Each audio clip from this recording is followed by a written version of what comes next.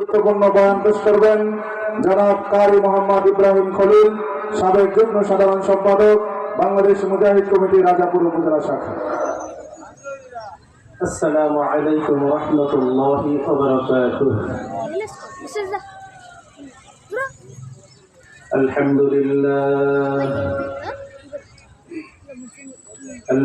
لله الذي جعل الشمس والقمر بحسبان والنجم والشجر يسجدان وفضل زمانا على زمان كما فضل مكانا على مكان وإنسانا على إنسان ونشهد أن لا إله إلا الله وحده لا شريك له ونشهد أن سيدنا وسندنا وحبيب ربنا وطبيبنا وطبيب قلوبنا ومولانا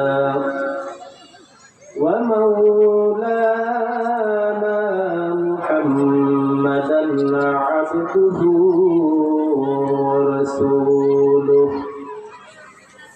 صلى الله تعالى عليه وعلى آله وأصحابه وبارك وسلم تسليما كثيرا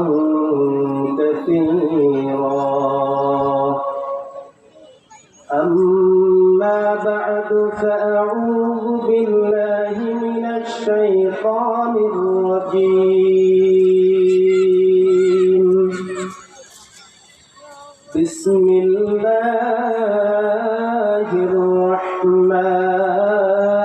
الرحمن الرحيم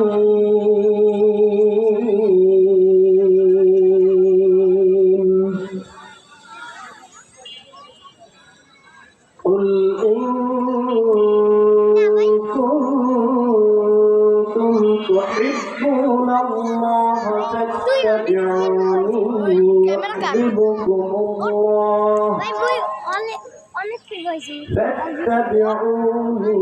يحببكم الله ويغفر لكم ذنوبكم والله غفور رحيم.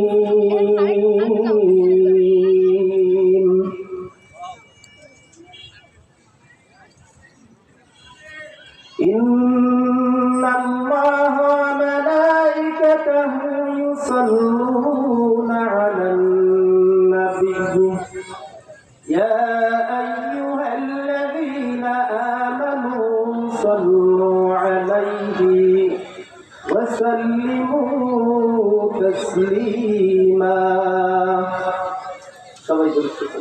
اللهم صل على محمد وعلى آل محمد كما صليت على إبراهيم وعلى آل إبراهيم إنك حميد مجيد. اللهم بارك على محمد وعلى آل محمد كما باركت على إبراهيم وعلى آل إبراهيم إنك حميد مجيد.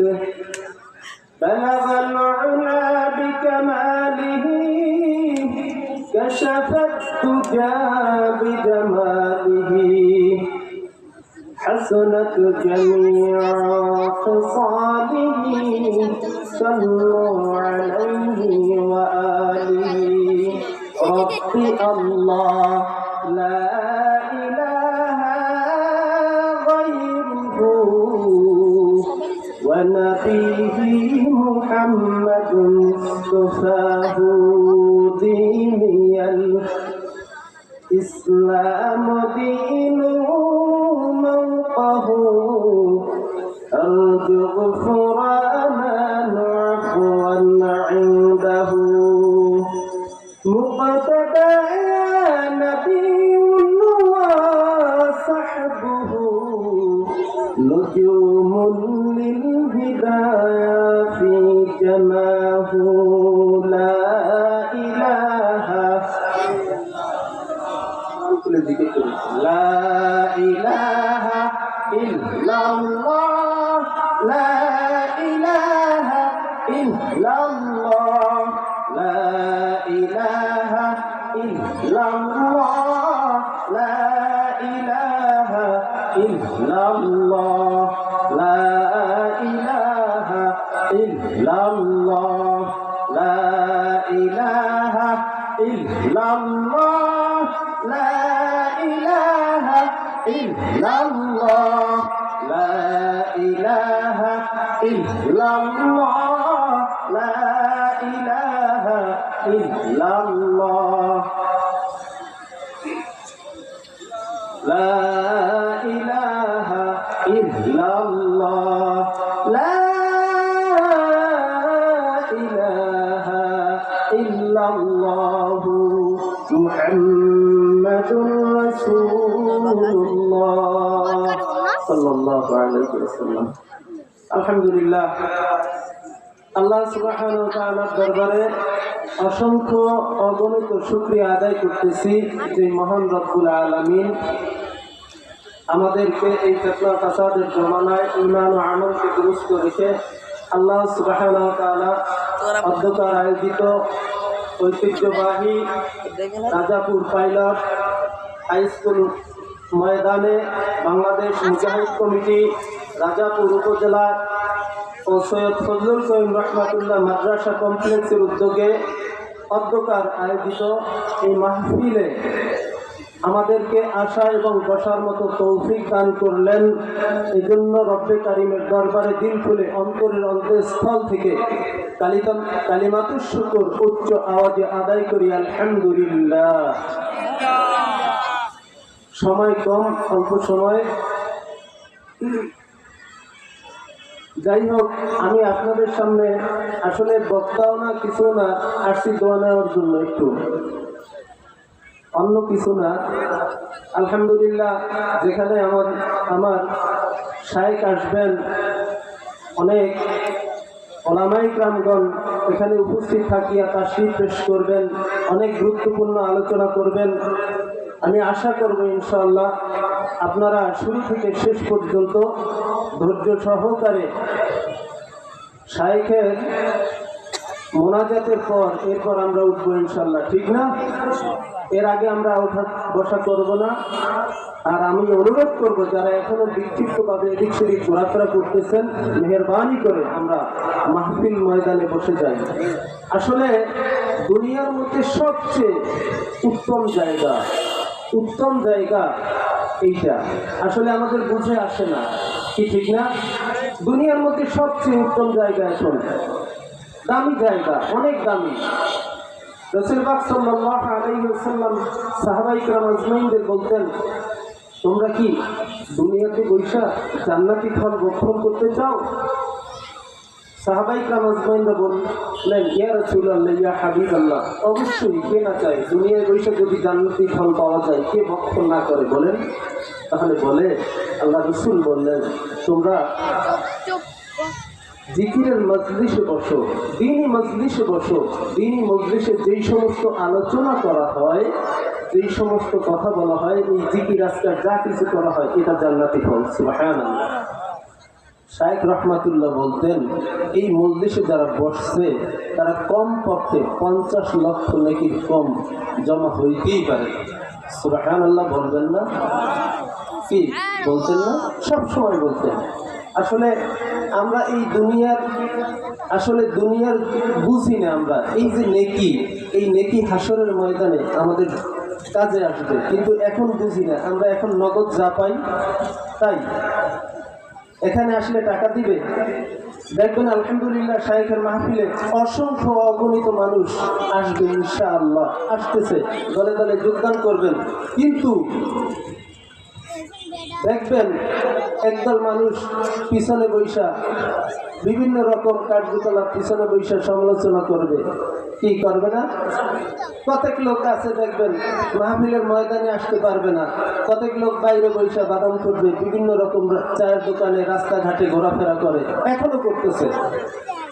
আমি অনেক সময় বলি, মসজিদে বসে বলি, অনেক সময় বলার চেষ্টা করি, আসলে মূলত ঘটনাটা কি। আপনি দেখবেন মুরগিতে যে তা দেয়, মুরগিতে যারা তা দেয়, যেই মুরগিতে, এই মুরগি ডিম নিয়ে 30 দিন, 29 দিন, 28 দিন অথবা 26 দিন এরকম তা দেয়। তা দেওয়ার পর তারপর বাচ্চা ফুটে বের হয়, তাই না? কি বের হয় না? অনেক মুরগির ডিম, তার থেকে 2-1টা বাচ্চা ফুটে বের হয় না। কারণটা কি বলতে পারেন? কারণটা কি? কারণটা কি বলেন? আওয়াজ দিতে হবে। ওটা বাহিরে ছিল। ওটা কি ছিল? বাহিরে ছিল। মুরগির অর্থাৎ তা থেকে সে বিচ্ছিন্ন ছিল ওই ডিমটা, যার কারণে ওই ডিমটা বাও হয়ে গেছে, বয়জা হয়ে গেছে। ওই ডিমটা বাচ্চা দেওয়ার উপযোগী নাই। ঠিক তদ্রূপ মনে করেন যারা এই মজলিসে ময়দানের ভিতরে থাকবে, তাদের মর্যাদা, তাদের মান, তাদের শান, আর যারা বাহিরে বসে আওয়াজ শুনবে, মাইক তো দূরে দূরে দেশে বাহিরে বসেও শোনা যায়, কি এরকমটা কথা না? আসলে এরকমটা যদি মনে করি, আসলে এই রহমত থেকে সে কি হবে? আওয়াজ দিয়ে বলেন, বঞ্চিত হবে কি হবে না? হবে, অবশ্যই হবে। সে বঞ্চিত হবে না এই রহমত থেকে। এই মাঠের বরকত এবং রহমত আলাদা। এই মাঠে হাজারো দেখবেন লোক আসবে, তার ভিতর আল্লাহওয়ালা লোক, এই আল্লাহওয়ালা লোকরা এখানে বসা থাকবে। তাদের সংস্পর্শে যদি আমরা বসতে পারি, তাদের সংস্পর্শে যদি আমরা থাকতে পারি, একজনকে যদি আল্লাহ তাআলা ওখান থেকে মাফ করে দেন, ওই উসিলায় আমাকেও মাফ করে দিবেন। সুবহানাল্লাহ, সুবহানাল্লাহ। এই জন্য আল্লাহ তাআলা কোরআনুল কারীমের মধ্যে বলেন, ওকুনু মাআস সাদিকিন, তোমরা সাদিকিন বান্দার সঙ্গী হও। সাদিকিন বান্দার কি হও? সঙ্গী হও। সাদিকিন বান্দার সাথে ওঠা বসা করো, তার সাথে খাওয়া দাওয়া, মুআলামাশা, মুআমালাত করো। আর এই মজলিসে, এই জান্নাতি বাগানের ভিতরে যারা বসতে পারছি আমরা, তারা খুশি না বেজার? খুশি। খুশি হয়ে আরেকবার বলি আলহামদুলিল্লাহ। لئن شكرتم لأزيدنكم ولئن كفرتم إن عذابي لشديد।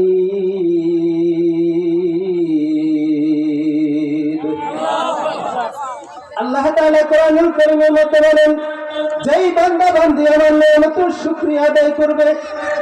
এই যে বসতে পারছি, এটা কত বড় নিয়ামত মনে করেন আপনি? কি অনেক বড় নিয়ামত না? আল্লাহ তাআলা নিয়ামত, এই যে নিয়ামত দিয়েছেন, এই নিয়ামতের যদি আমরা শুকরিয়া আদায় করি, আরো অন্য জায়গায় বেশি বেশি আমরা দিনের কাজ করতে পারবো।